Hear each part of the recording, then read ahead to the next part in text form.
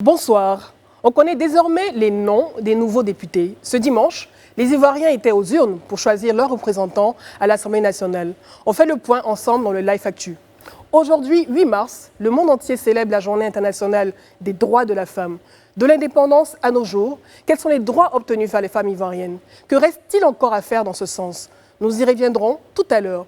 Les droits des femmes en Côte d'Ivoire, l'UNESCO et son engagement au profit des femmes, c'est ce dont il sera question ce soir en compagnie de nos invités.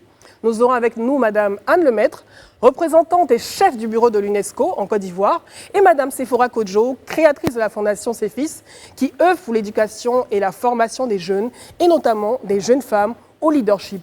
Débats et analyses, décryptage de l'information, l'actualité comme vous l'avez toujours souhaité, c'est dans le Live Talk. Bienvenue.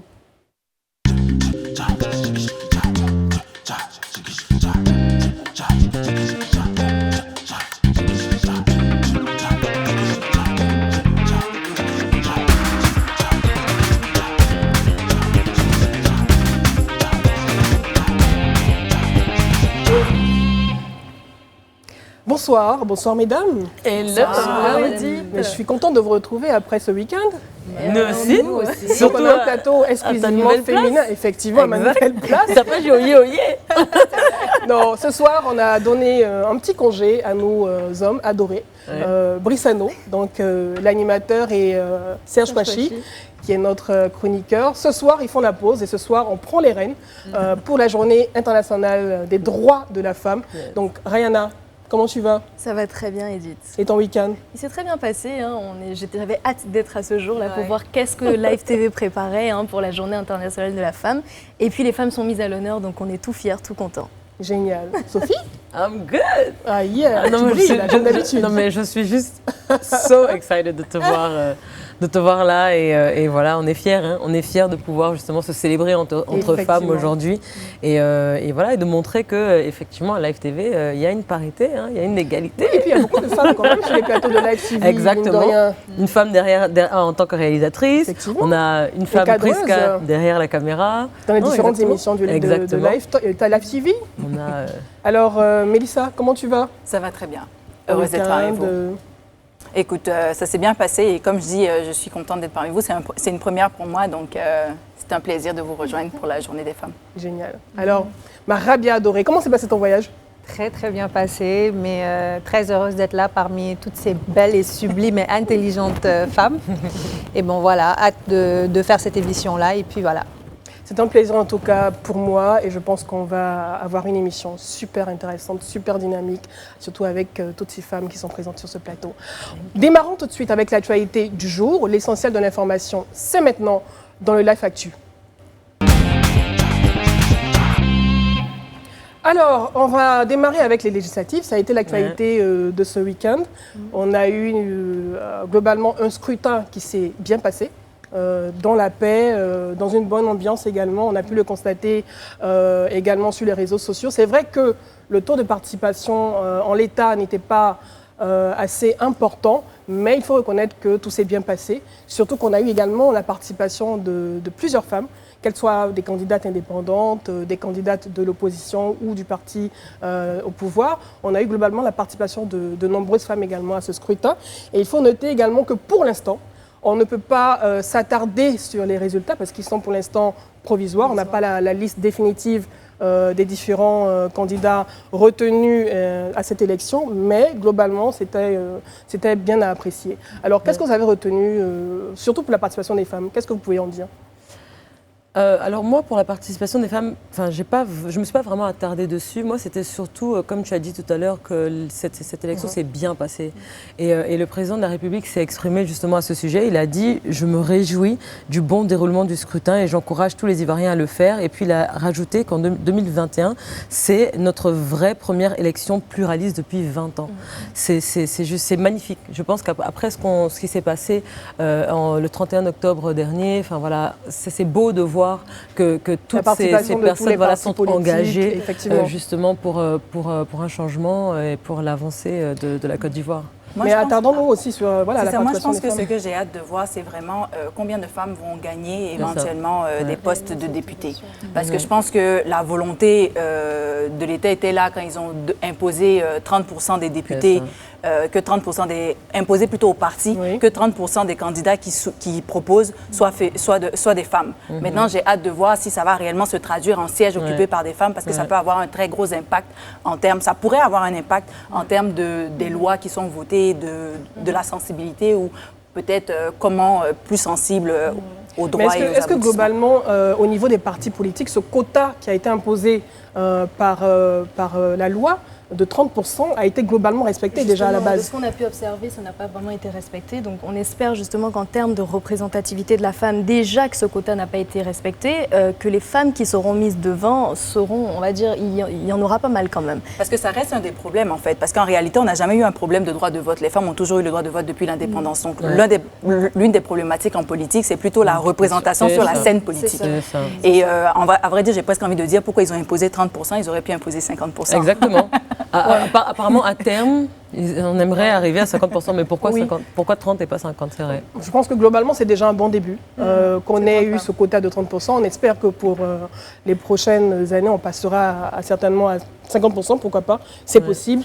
Mais pour l'instant, je pense que la présence de ces femmes à l'hémicycle, même si elles ne sont pas nombreuses, pourra avoir un impact positif au niveau des droits, l'acquisition des droits des femmes, en tout cas en Côte d'Ivoire. Et surtout, comme on dit, la représentativité, c'est-à-dire que motiver d'autres femmes à se dire, moi aussi, c'est possible aussi pour moi. Et qui sait, dans 5 ans... Et hormis même les droits des femmes, je pense qu'il y a une certaine sensibilité que les femmes ont qui pourrait contribuer de manière positive même à des lois qui ne touchent pas du tout les femmes. Parce qu'on n'a pas le même regard vis-à-vis des choses et du quotidien. C'est très bien. La bonne nouvelle, c'est qu'on voit que les femmes osent de plus en plus. Elles se mettent en avant, que ce soit élection présidentielle, que ce soit élection législative. Les femmes osent de plus en plus, même si elles n'ont pas totalement la place qu'elles voudraient avoir, ça se fait de mieux en mieux. Et je pense également qu'il faut qu'elles aillent chercher aussi cette place. C'est bien de mettre en place des quotas, ce qu'on appelle discrimination positive, au sein des partis politiques. Mais derrière, il faut que les femmes elles-mêmes aient envie de se présenter. Donc, on espère.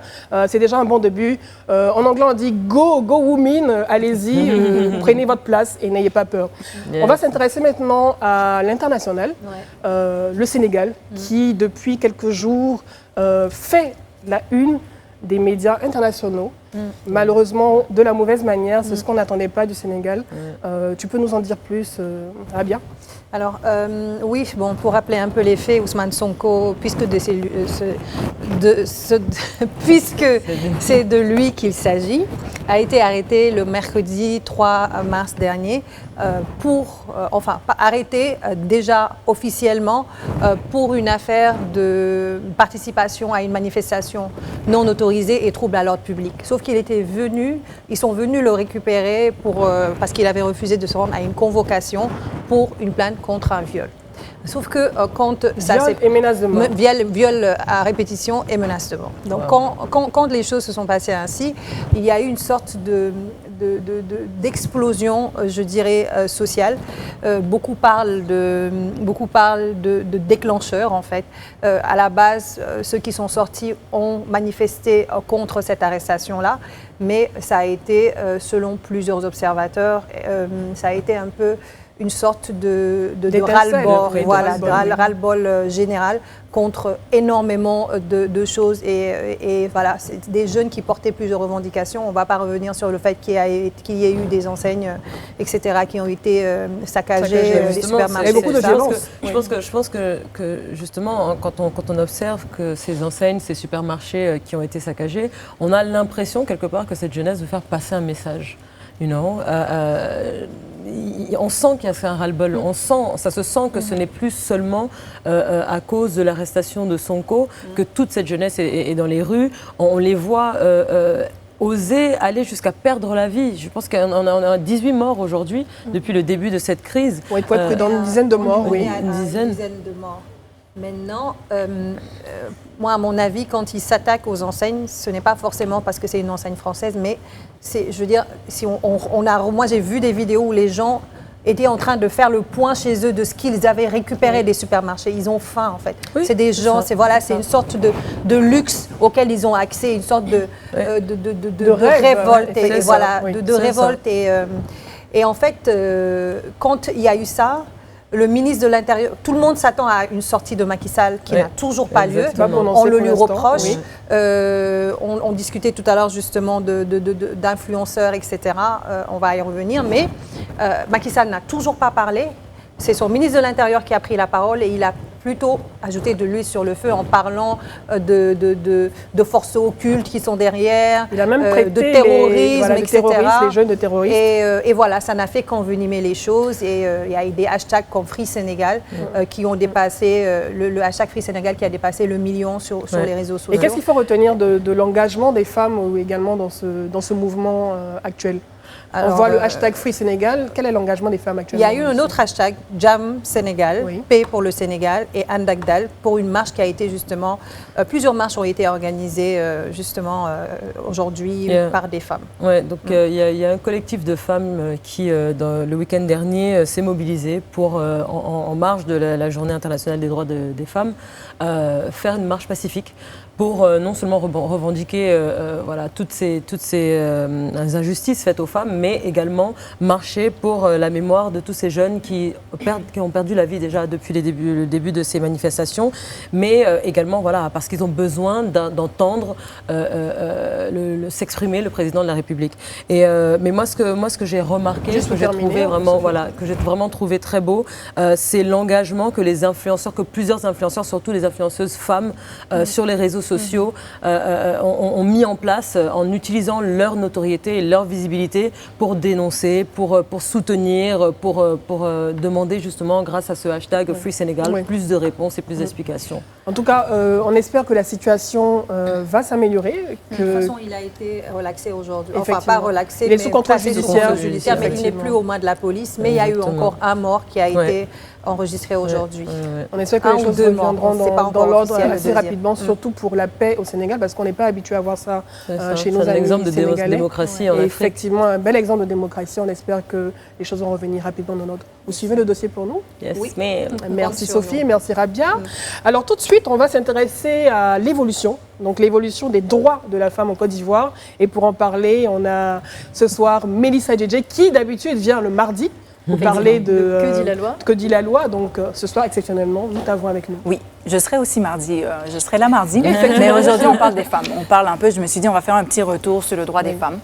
Quoi de plus à propos pour voir un peu l'évolution, où on en est rendu. Quels sont nos acquis? Voilà, quels sont les acquis. Donc, je me suis dit, on va parler d'évolution donc, depuis l'indépendance. Donc, avant, en fait, en termes de vie familiale, la femme passait de la tutelle de son père à la tutelle de son mari, plus ou moins. Comme un objet, comme un enfant plutôt. Comme un enfant. Donc, en fait, avec ça, on avait quand même, l'homme était le chef de la famille, donc ça on le sait.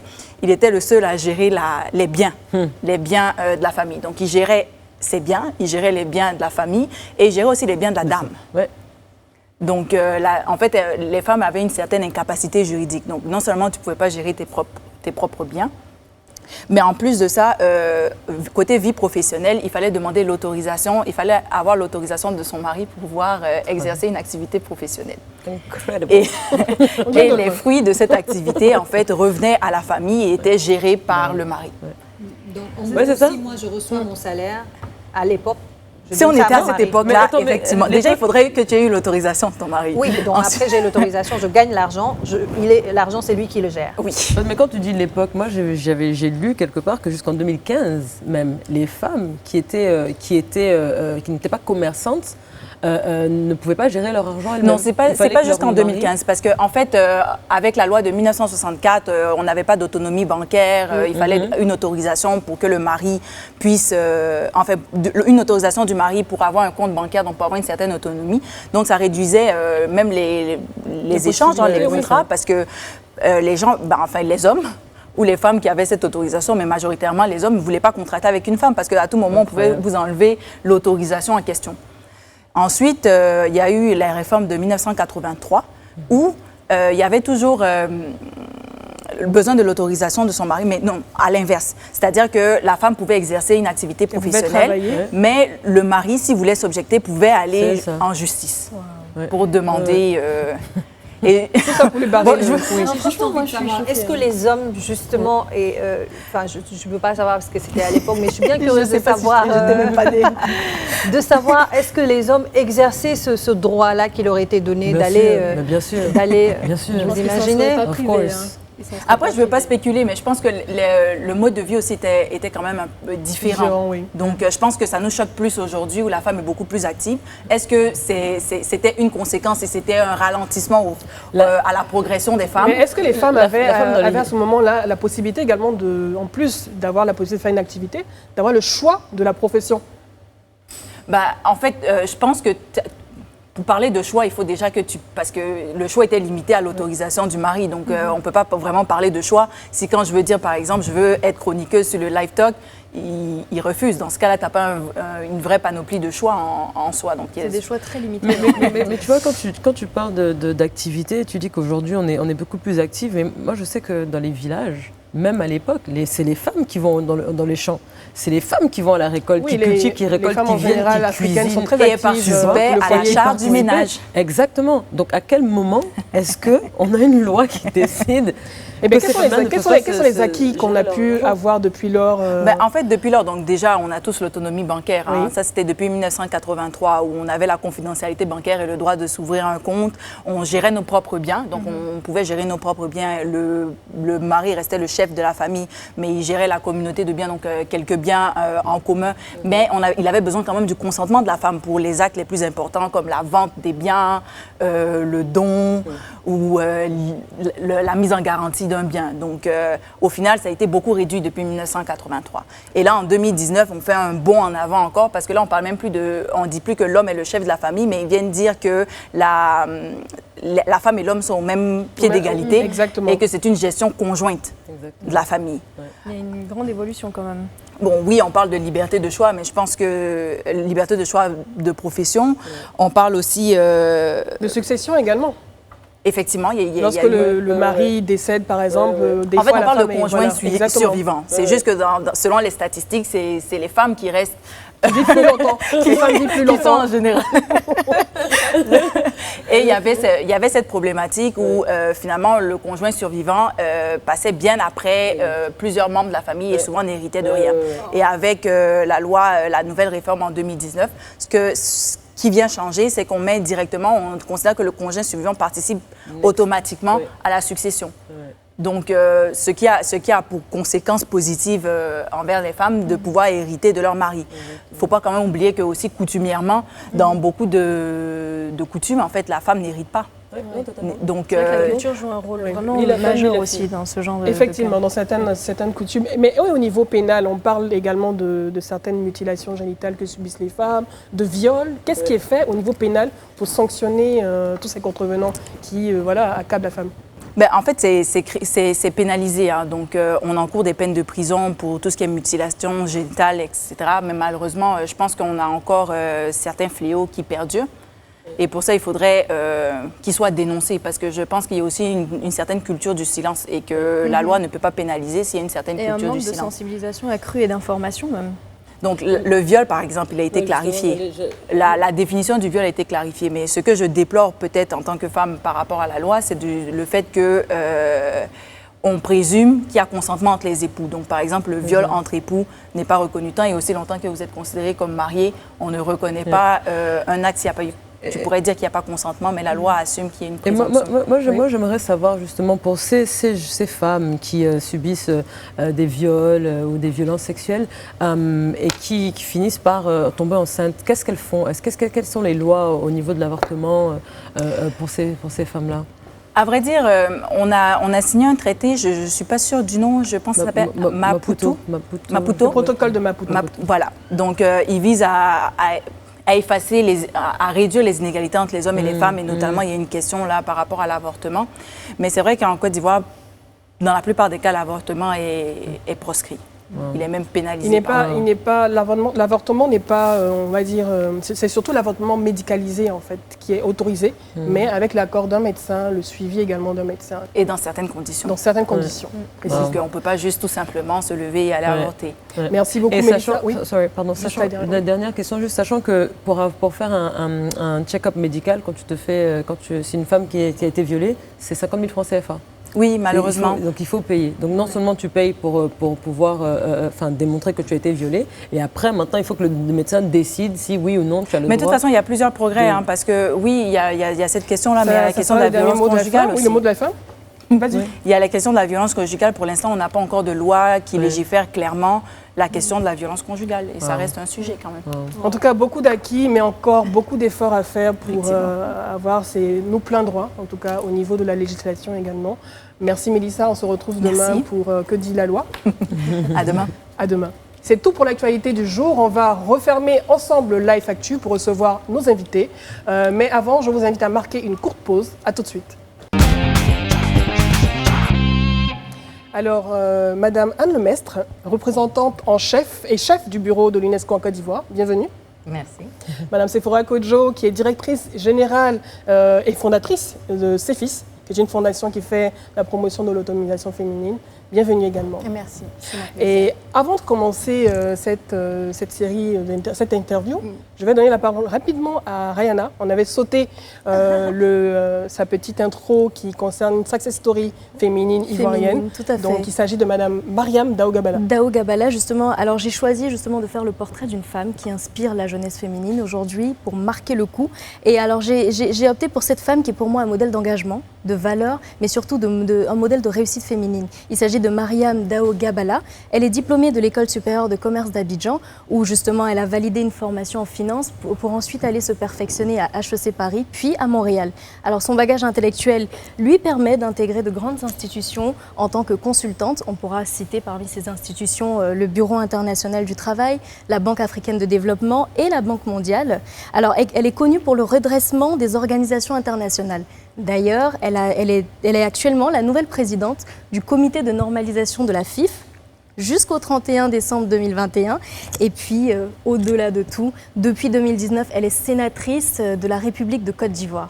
Pourquoi est-ce que j'ai choisi cette figure féminine ? Parce que tout d'abord, c'est une militante engagée pour le droit des femmes et pour l'émancipation de la femme. Il faut dire qu'elle est présidente de nombreuses organisations ONG, dont la Coalition des femmes leaders de Côte d'Ivoire, donc très engagée. Et c'est malgré tout une femme qui a su trouver l'équilibre entre sa vie de famille et sa vie professionnelle. Elle est épouse, mère de 5 garçons.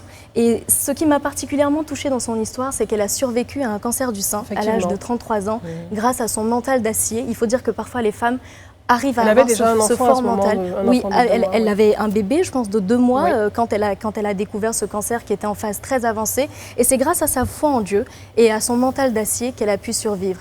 Alors, elle a dit cette phrase que j'aimerais partager sur le plateau et qui, pour moi, illustre très bien la mentalité des femmes d'aujourd'hui. On a du génie.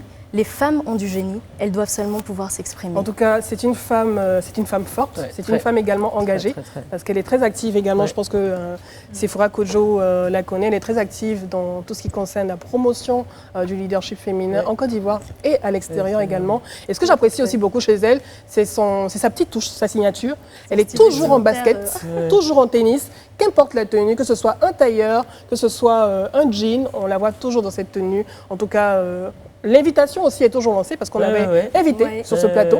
On espère qu'elle verra cette émission ce soir et qu'elle participera. Et cette semaine sera la bonne. Merci en tout cas, Rayana, pour ce close-up sur cette success story ivoirienne.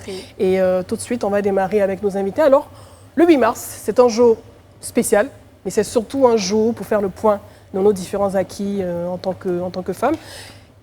Que représente cette journée pour vous, Madame Sephora Kodjo?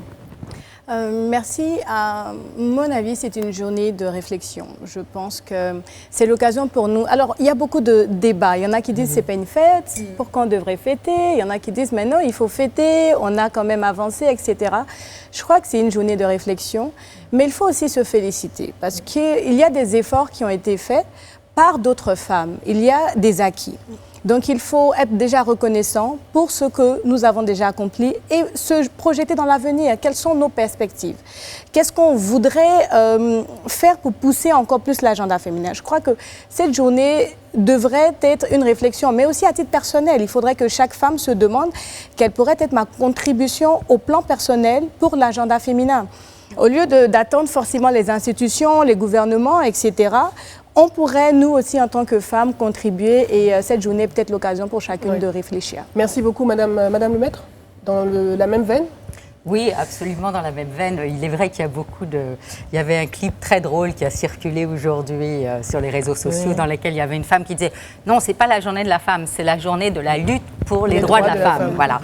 Et alors, elle refusait tous les cadeaux et tout ça. Je ne crois pas qu'il faille refuser les cadeaux, je crois qu'il faut les accepter. Au contraire, c'est toujours bon. Ça fait pas trop cliché? Non, mais je crois que, comme vous l'avez dit, c'est une journée de réflexion, de célébrer les acquis jusqu'à présent, et des acquis, il y en a. Et puis mesurer tout le chemin qui reste à faire. Est-ce qu'on a encore du chemin à faire? Quelles sont les avancées qu'on peut attendre? On est à l'aube d'une nouvelle décennie. Quelles sont les avancées qu'on pourrait attendre? Voilà, alors moi je vais parler dans le domaine dans lequel nous travaillons à l'UNESCO, dans le domaine des médias par exemple, avoir plus de femmes journalistes, n'est-ce pas? Le voilà, je vous félicite madame, mesdames qui êtes ici, mais pas seulement. Je ne sais pas si vous vous souvenez, il y a quelques années, avait été menée ici une étude par Agnès Crédy et Zio Moussa, justement sur la représentativité des femmes dans les médias. Et on s'était rendu compte qu'en fait, sur pas loin de 2500 articles, 40 c'est très peu.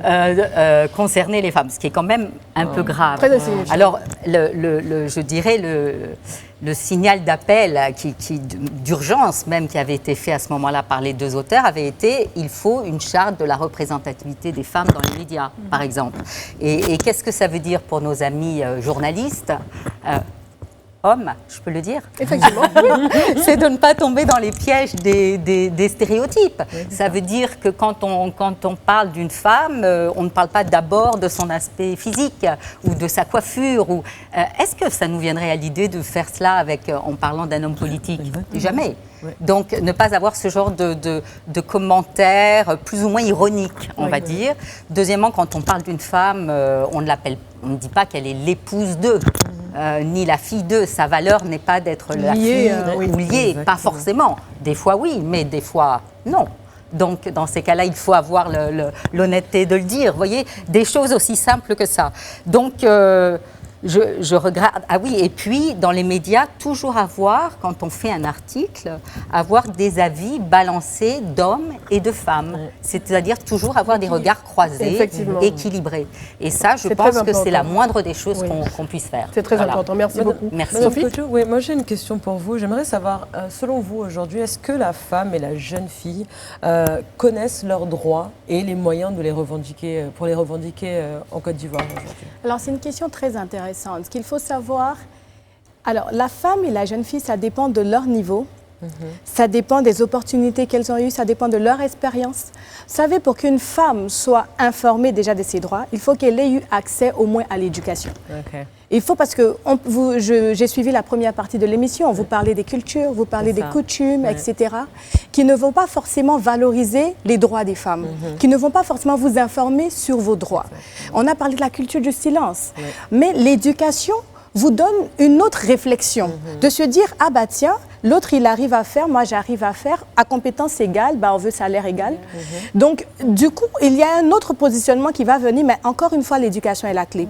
Et tout à l'heure, quand Madame Bleu disait quelles sont les perspectives. Moi, j'aimerais rebondir sur ce que la dame disait, mais si on veut aussi des femmes journalistes, on repart encore sur l'éducation. Parce que si les filles n'ont pas accès à l'éducation, en Côte d'Ivoire, la représentativité des filles dans le milieu scolaire est de 39%. Donc vous imaginez qu'il y a encore du chemin à faire. En fait, on veut bien atteindre des quotas, une certaine représentativité, mais derrière, il faut que le travail soit fait en amont. Qu'on ait plus de jeunes filles qui aillent à l'école et qui surtout finissent leur cursus scolaire, universitaire. En fait. L'éducation et l'éducation de qualité. L'éducation de qualité pour les filles, il faut leur donner plus de chance. Et elles sortent rapidement du système scolaire. Il y a des filles à l'école et de plus en plus, on remarque que les filles sont brillantes. Elles occupent les premiers rangs à l'école. Mais qu'est-ce qui se passe? À l'adolescence, la fille prend une grossesse, elle sort du système éducatif et c'est terminé pour elle. C'est terminé. C'est ça qui est malheureux. Alors quand vous me demandez est-ce que les femmes et les jeunes femmes sont informées de leurs droits, je vous dirais, il y a encore beaucoup de choses à faire. Parce qu'aujourd'hui, l'éducation est la clé. Avec l'éducation, les femmes ont une autre perception d'elles-mêmes, de ce qu'elles valent. Et à ce moment-là, elles n'acceptent pas tout. Et je pense que c'est aussi cette ouverture d'esprit, c'est à là qu'on veut en arriver. Plus de formation et d'éducation. Rabia? Moi, j'ai juste envie de rebondir sur ce qu'elle dit avant de poser la question. Alors, ce que je vois également, c'est que au-delà du fait que les femmes sortent, les filles sortent très tôt à l'école, aujourd'hui, il y a des petits outils qu'on met à disposition des enfants, comme apprendre par cœur les droits de l'homme, les droits de l'enfant, mais il n'y a pas ces mêmes outils pour les droits de la femme. Peut-être que ça pourrait être déjà un début. Apprendre plus aux d'éducation jeunes, sur les droits de la femme au primaire. Au primaire, la liste des droits des femmes, comme on l'apprend, la liste des droits des enfants, la liste des droits de l'homme. Pour moi, ça pourrait peut-être régler une partie du problème. J'irais même bien loin. Je dirais apprendre aux filles et aux garçons. Parce qu'il faut aussi apprendre aux petits garçons à respecter les petites filles. Parce que ça commence au bas âge. En disant, laisse-la pleurer, c'est une fille. En disant au garçon, toi, tu pleures pas. En disant au garçon, mon fils, il sera ministre. Ah, ma fille, elle aura un bon mari. Vous voyez, c'est à ce moment-là qu'il faut dire au garçon, tu tapes pas ta soeur, tu tapes pas cette fille parce que tu as l'impression qu'elle est plus faible que toi. Demain, il va taper sa femme. Donc, c'est aussi... C'est éduquer les petites filles et exactement. Par rapport à la violence. On parle de petites filles et de petits garçons. Justement, quand on regarde la scène politique ivoirienne, est-ce que vous avez l'impression que les hommes en font assez pour que les femmes, par exemple, pour que les femmes, par exemple, je la pose à toutes les deux, pour que les femmes, par exemple, puissent avoir une certaine représentativité comme elles l'espèrent. Est-ce que les hommes font vraiment ce qu'il faut? Est-ce qu'ils nous soutiennent? Ça, c'est pas à moi d'y répondre. Je crois que ça demanderait une véritable analyse. Mais ce qu'il y a, par exemple, moi, je travaille à l'UNESCO, donc dans le domaine de l'éducation, des médias, mais je vois que ONU Femmes a lancé une initiative que vraiment je trouve formidable, parce que l'histoire des droits des femmes, c'est aussi une histoire d'hommes. Et ça s'appelle E4She. Et c'est vraiment pour qu'ils puissent, eux, agir au sein de leur collectivité, quelle qu'elle soit, que ce soit dans le domaine politique, que ce soit dans le domaine de l'entreprise, que ce soit dans le domaine... Et vous savez, j'ai soutenu, et bien entendu, je soutiens toujours, vous la connaissez, Madame la ministre Frazi Yao. Elle a lancé la chaire UNESCO aux femmes pouvoir de décision, dans lesquelles elle a tout un cursus de formation en ingénierie du genre. Mais qu'est-ce qu'elle dit en fait à toutes les entreprises qui inscrivent leur personnel à cette formation, des hommes et des femmes d'ailleurs? C'est vraiment que la mixité au sein de l'entreprise améliore la compétitivité. Parce qu'en fait, les regards croisés stimulent. Et c'est ça qu'il faut comprendre. Et quand on n'a pas une pyramide qui est complètement écrasante ou qui écrase les femmes et qu'on les valorise, on a tout d'un coup de nouveaux talents qui apportent d'autres visions, d'autres perspectives. Donc voilà, donc je crois que... Il faut donc que les hommes participent également à ce débat et qu'ils soient présents dans cette réflexion. Activement. Totalement actifs, voilà, c'est ce que j'allais dire, totalement actifs, parce que à the end of the day, comme on dit, c'est eux qui sont en position de pouvoir. Donc quelque part, parce qu'ils sont en position de pouvoir, ils doivent faire partie du débat pour pouvoir donner, pour pouvoir tendre la main. Je parle encore de tendre la main. Je sais qu'il y a beaucoup de féministes qui s'insurgent, qui disent oui, non mais pourquoi est-ce qu'ils doivent me tendre la main? Il faut qu'on aille chercher. Mais quelque part, s'ils sont en position de pouvoir et qu'ils ne donnent pas, c'est la guerre, quoi. C'est vrai, vous avez un commentaire là-dessus? Écoutez, moi j'aimerais dire, ce matin on faisait une étude très intéressante, on était en train de regarder sur notre page Facebook les statistiques, puisqu'on est une organisation qui travaille donc pour les droits des femmes, et on a vu que la représentativité donc des hommes qui nous suivent est élevée à plus de 46 ou 47%. Et j'ai trouvé que c'est très intéressant quand même, parce que notre approche est assez particulière. Nous on travaille avec les E4She, nous ne sommes pas contre les hommes, nous sommes avec eux, et nous leur disons, voilà, ensemble nous allons avancer. Et donc on les encourage à à regarder de près les questions liées à l'émancipation, aux droits des femmes, etc., à être sensibilisés et à eux aussi de sensibiliser leurs amis hommes. Donc c'est un travail, je dirais, de complémentarité et c'est ensemble qu'on va y arriver, pas l'un contre l'autre. Voilà. Et j'étais très agréablement surprise sur les réseaux sociaux aujourd'hui parce que j'ai beaucoup d'hommes dans mon entourage qui sont même des chefs d'entreprise, des dirigeants qui ont fait des très beaux posts par rapport au soutien qu'ils apportent justement à cette lutte menée par les femmes et surtout qui s'engagent à avoir dans leur société une égalité au niveau des postes. Voilà, donc j'ai trouvé ça très beau. Les choses, je pense que les mentalités évoluent de plus en plus à ce niveau. Rabia? Moi, j'ai bien envie qu'on revienne sur la partie éducation avec Mme Gomez. On a vu que garantir cette éducation-là leur permet de pouvoir au moins garantir leur avenir. Qu'est-ce qui est fait au niveau de l'UNESCO pour pouvoir garder, disons, ces enfants à l'école? Vous savez, nous travaillons bien entendu avec le ministère de l'Éducation nationale et je dois dire qu'il y a des progrès. Mais ce n'est pas encore suffisant. On voit qu'au niveau du primaire, il y a la parité totale. On voit qu'au niveau du collège, on est à 89 filles pour 100 garçons. On voit qu'après, au niveau du lycée, on tombe à 79. Ce qu'il faut, c'est garder les filles à l'école. En fait, parce que là, je vous parle de pourcentage des filles qui sont restées. On est d'accord. Donc, ce qu'il faut, c'est garder les filles à l'école jusqu'à la fin de la scolarité. Donc, c'est-à-dire vraiment du CP jusqu'à la terminale. Parce que ce qu'on observe quand même, et qu'il faut savoir, c'est que les résultats au bac, les meilleurs, c'est les femmes, c'est les filles. Au BEPC, c'est les filles. Et au CEPE, c'est les filles. Donc, désolée, mais il faut que je le dise. Ça, oui, c'est les statistiques. Ce sont les chiffres. Ce sont les chiffres. Voilà. Mais en revanche, ce qu'on voit, c'est que tout d'un coup, il y a une chute vertigineuse après, c'est-à-dire au niveau des études supérieures. Or, je vois qu'il y a quand même dans le système ivoirien, qui est un système dans lesquels il y a eu beaucoup d'avancées, dont notamment l'éducation obligatoire depuis 2015, qui est quand même une très très grande avancée aussi pour les filles. C'est partie des différentes réformes qui ont été mises en place. Ce qu'il faut obtenir, le point faible de ce dispositif, c'est par exemple toutes les matières scientifiques. Mais c'est aussi bien le point faible pour les garçons que pour les filles. Or, on s'aperçoit que les filles sont plutôt bonnes et parfois meilleures. Donc, on voit bien que l'encouragement des filles dans les matières scientifiques serait un gain pour la Côte d'Ivoire si elle matérialise ça par des études supérieures dans ce domaine, qui serait absolument considérable. Donc, c'est quelque chose à inscrire, à mon avis, comme une des priorités dans le futur. Et il a noté également que vous parlez de soutenir les filles dans les matières scientifiques. Depuis de nombreuses années, on a le concours de Miss Mathématiques qui, chaque année, célèbre les meilleurs des séries scientifiques des lycées et collèges. Je pense que c'est ce genre d'initiative également qui doit être encouragée et multipliée pour les mettre en valeur. Séphora Kodjo, à la Fondation CEFIS, vous menez également des actions pour la promotion et de l'éducation des femmes. Quel est votre champ d'intervention ?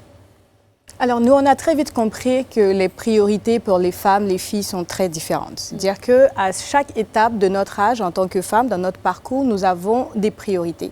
Pour les filles, nous sommes sur les questions d'éducation, les maintenir dans le système scolaire.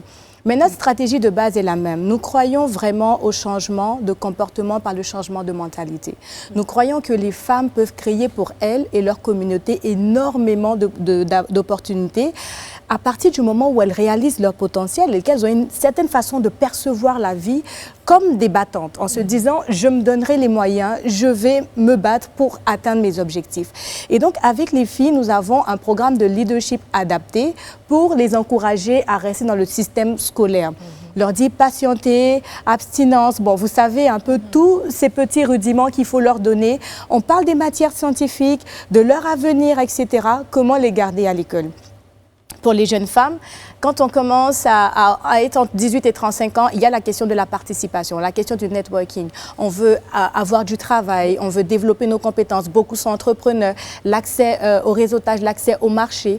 Nous avons mis en place un programme de leadership et de mentorat qui permet de travailler avec 36 jeunes femmes entrepreneurs par an. Et cette année, nous aurons 2 cohortes. Vous êtes à la quelle édition ? On est à la 3e édition cette année. Et nous aurons 2 sections Attends, qu'est-ce que je dis? 2018, 2019, oui, 2020. Ah oui, on est à la 4e, année, oui. ça va très vite. Hein. Je me perds moi-même. Donc, on fait la 4e et la 5e édition. Et cette année. Et donc, on aura 2 cohortes de 36 jeunes femmes. Et pendant 6 semaines, elles étudient avec nous tout ce qui est du leadership, de leur participation, de la prise de parole en public, de l'art oratoire, la confiance en elles, l'assurance en tant que femme. Et vos actions sont en général Ce sera la dernière question juste avant la pause. Oui. Est-ce que ces actions sont en général menées à Abidjan ou est-ce que ces femmes-là viennent de toutes les régions de la Côte d'Ivoire? Qu'est-ce qui est fait pour ces autres filles ou ces autres femmes qui sont en dehors Avant la crise sanitaire, nous avons essayé un fellowship où nous avons reçu des femmes qui étaient venues de la RDC, de la Mauritanie, du Sénégal, du Togo, du Niger, etc. Mais depuis la crise sanitaire, nous sommes obligés de prendre des dispositions. De retour sur le plateau avec Madame Anne Lemestre, représentante et chef du bureau de l'UNESCO en Côte d'Ivoire, et Madame Sephora Kodjo, directrice générale du groupe CEFIS. Rayana, juste avant la pause, avait une question sur le leadership. Oui, tout à fait. Alors, CEFIS s'engage vraiment à promouvoir le leadership féminin, comme vous en parlez, mais est-ce que ce n'est pas un concept qui reste encore vague dans la tête de la jeune fille? Est-ce qu'elle a vraiment compris l'enjeu d'aller vers ce leadership, d'être une leader dans la société, et comment est-ce que, justement, elle le matérialise? Alors, je dirais que c'est tout là le sens de notre travail, aider les femmes à comprendre ce que c'est que le leadership. Parce qu'il y a certaines tendances qui peuvent croire qu'aujourd'hui, les hommes peuvent avoir peur de ce leadership. Quand il n'est même pas bien expliqué à des femmes, elles peuvent même elles-mêmes mal le comprendre en se disant « oui, je suis une femme, j'ai du pouvoir, je dois avoir mon argent » et puis voilà. Et puis mal utilisé. Alors que l'esprit du leadership est de vous dire que j'ai un potentiel et je devrais trouver à l'intérieur de moi une certaine assurance. On a des exercices qu'on fait autour de la formation. Que feriez-vous si vous n'aviez pas peur? Et les femmes doivent écrire sur un bout de papier ce qu'elles feraient si elles n'avaient pas peur. Et vous êtes très surpris quand elles commencent à vous dire ce qu'elles feraient si elles n'avaient pas peur. Si je n'avais pas peur, je repasserais tel examen. Si je n'avais pas peur, je me lancerais. Si je n'avais pas peur, je ferais ça, etc. Donc, on voit que le problème de la peur, du manque d'assurance peut être une barrière considérable dans l'évolution d'une femme. Mais on sait aussi que quand une femme réussit, c'est toute sa communauté qui en bénéficie. Donc, c'est ça qu'on leur apprend et c'est ce leadership-là qu'on leur apprend. C'est justement ce que j'allais dire, juste pour surenchérir sur le mot leadership, parce que quand les gens ne comprennent pas, mais véritablement, le leadership, c'est être conscient de son potentiel et mettre son potentiel à profit des autres pour pouvoir leur permettre de devenir la meilleure version d'eux-mêmes. Oui. C'est le rôle d'un leader, en fait. Et donc, c'est ça le leadership, véritablement. Mais moi, j'ai envie de dire que ce n'est pas forcément un problème lié au genre. Oui. En fait, je veux dire, est-ce que tu veux dire que c'est pas ghettoisant de parler de leadership féminin? Voilà, avoir donc, peur, c'est naturel. Peut-être chez l'individu, ceux qui font des formations mixtes vont vous dire que autant les hommes ou les femmes ont ces mêmes peurs qui les habitent. Vous voyez ce que je veux dire? Peut-être qu'il y a certaines particularités, mais voilà. Moi, je lui posais la question tout à l'heure. Est-ce que si vous deviez dispenser des formations à des hommes, est-ce que le contenu aurait été différent? Elle m'a répondu non. Ça veut juste dire que, encore une fois, on se rend compte à quel point on est un peu oublié, entre guillemets, et qu'on doit toujours nous prendre nous et nous aider à avancer parce que on nous considère quelque part un peu trop faibles. Non, mais je pense que c'est les femmes elles-mêmes aussi qui sont dans cet état d'esprit. Parce que justement, comme elle le disait, quand on leur donne un papier et qu'on leur demande qu'est-ce qu'elles feraient si elles n'avaient pas peur, il y a plusieurs hommes qui n'ont pas les mêmes peurs que les femmes parce qu'aujourd'hui, ils ont vu des personnes qui ont pu atteindre des sommets, les sommets qu'ils veulent atteindre, qui font des métiers qu'ils veulent faire. Je dirais que le contenu ne serait pas différent, mais la méthode de travail serait différente. Effectivement, oui. Madame Lemestre, est-ce que vous pensez qu'il y a une forme de ghettoisation, de marginalisation lorsqu'on parle de leadership féminin? Est-ce que ça veut dire qu'il y a un leadership masculin? Il y a une différence? Totalement. Je crois qu'il n'y a pas la même façon de faire. Ce n'est pas ma spécialité d'en parler. Je crois que vous êtes mieux. Mais généralement, quand les femmes prennent la parole autour d'une table et qu'il y a des hommes, généralement, elles commencent par s'excuser. Deuxièmement, elles commencent à dire, je viens de le faire là maintenant, je ne suis pas forcément la mieux placée pour. Alors en fait, ce que j'ai remarqué, j'ai suivi moi-même des formations de leadership en fait féminin. C'était la mise en confiance des femmes et ce qu'on appelle créer un safe space. C'est-à-dire que vraiment mettre les femmes dans un endroit où elles n'ont rien à craindre, où elles puissent vraiment s'exprimer et où elles puissent prendre des risques. Et en fait, une fois que cette prise de risque est faite, on dit, bon, finalement, c'est fait, à répéter à l'extérieur. Voilà, c'est un peu ça. Bon, j'imagine que vous avez des tas de techniques dans ce sens, mais généralement, la femme ne s'autorise pas et elle s'auto-censure. Mais moi, je sais Voilà, c'est ça la différence. Est-ce qu'il n'y a pas cette forme de syndrome de l'imposteur dont on parle tant au niveau des femmes? Totalement. Bah beaucoup, mais c'est Oui. ce qu'on disait par rapport aux peurs, tu vois. C'est-à-dire que cette peur-là, elle naît d'un syndrome de l'imposteur. Parce que tu te dis, en fait, tu ne serais pas capable ou tu n'as pas le droit d'avoir ce type de rêve ou ce type de vision. Parce qu'on est une femme, vous pensez Rayana, que... oui. L'une des préoccupations du bureau de l'UNESCO, c'est justement cette égalité des genres. Quelles actions exactement vous menez, par exemple, à Abidjan? Nous, alors on travaille dans les médias pour les femmes journalistes, vous avez compris, la représentativité des femmes, la sécurité aussi des femmes, et puis la manière dont on traite certains thèmes liés à des femmes dans les médias. Par exemple, sur la violence faite aux femmes, on ne met pas ça dans les faits divers. Par exemple, vous voyez, on ne parle pas en décrivant la victime, vous voyez, bon, c'est-à-dire des tas de choses en fait. Ne pas montrer de photos d'une jeune fille qui a subi des actes sexuels, par exemple. Voilà, donc des tas de choses. Et en matière d'éducation, nous travaillons notamment dans le cadre de l'école, d'abord pour pousser les filles dans la science. L'éducation à la santé et à la vie saine, c'est quoi? C'est entre autres un module sur l'éducation complète à la sexualité. C'est-à-dire il faut que les garçons, mais les filles aussi, sachent développer des relations harmonieuses avec l'autre sexe, qui ne soient pas forcément des relations de défiance, mais des relations de confiance. Et en même temps, il faut apprendre à connaître son corps qui se transforme, il faut apprendre que les grossesses précoces, ça existe, etc. etc. Donc, et les maladies sexuellement transmissibles, etc. De manière à ce qu'on puisse garder toutes ces jeunes filles en classe. Et nous avons un plaidoyer, et ce sont là, vous voyez, les Nations Unies travaillent toujours la main dans la main avec nos collègues de l'UNICEF, c'est-à-dire leur programme WASH, c'est-à-dire avoir des facilités, des toilettes séparées, par exemple, dans les écoles, au niveau du collège, au niveau du lycée. Ce sont des choses qui ne sont pas une réalité dans 100% des écoles, encore pour le moment. Donc il y a encore du travail sur ce point de vue-là. Et puis il y a un dernier point, et excusez-moi, je souhaite vraiment en parler, c'est l'alphabétisation. En fait, en termes d'alphabétisation, vous savez, il y a un taux d'analphabétisme assez élevé en Côte d'Ivoire, mais on voit que les femmes sont plus analphabètes que les hommes, hein, et surtout dans les provinces reculées.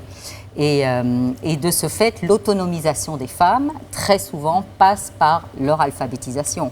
Parce que dans ce programme d'alphabétisation, d'abord, on leur présente leurs droits, on leur présente la nutrition, on leur présente la santé, on leur présente enfin des tas de choses qui peuvent les servir.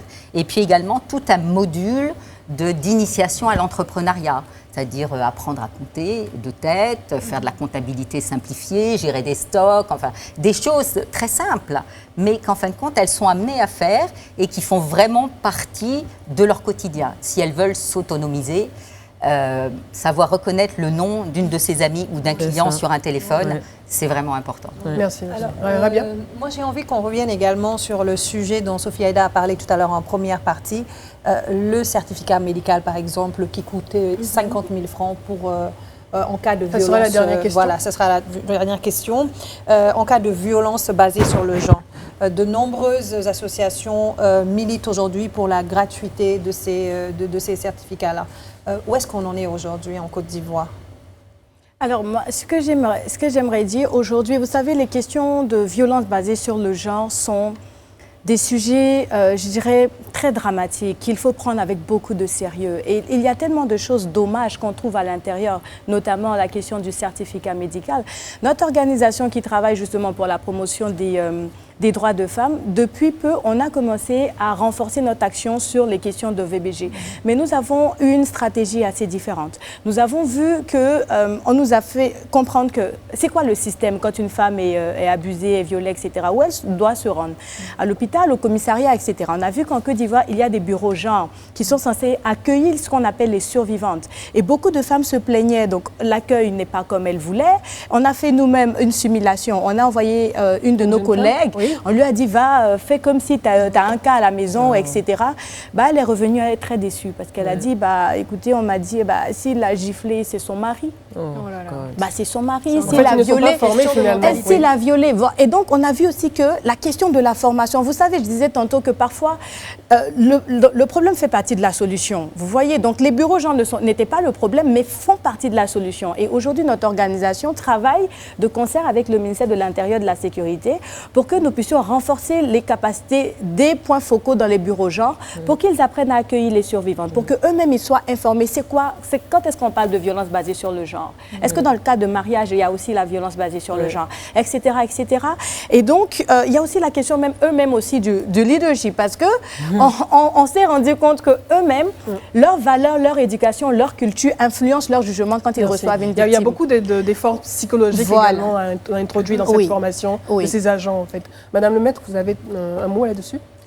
Nous ne travaillons que sur la violence en milieu scolaire et ce que nous avons observé en fait malheureusement pendant le Covid, c'est qu'en fait cette violence en milieu scolaire s'est transférée en violence domestique.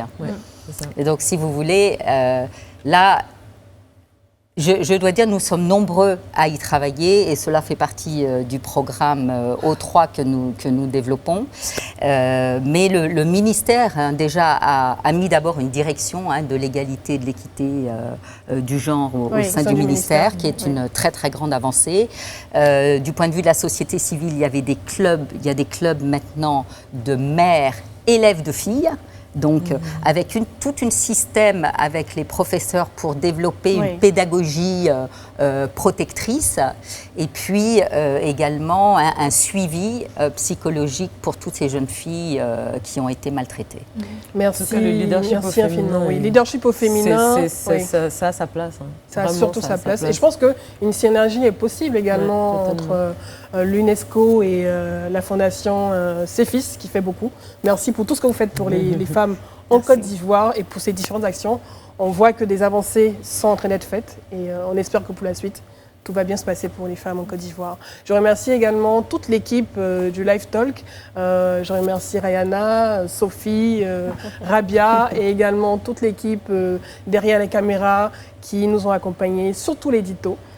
C'est la fin de ce Live Talk, en tout cas de ce spécial Live Talk pour la journée internationale des droits. C'est important de préciser des droits de la femme avec ce plateau. C'est en français qu'ils disent ça. Parce qu'en anglais, on dit International Women's Day. Bien sûr. Merci, Shine Shine. Merci beaucoup, Shine Shine.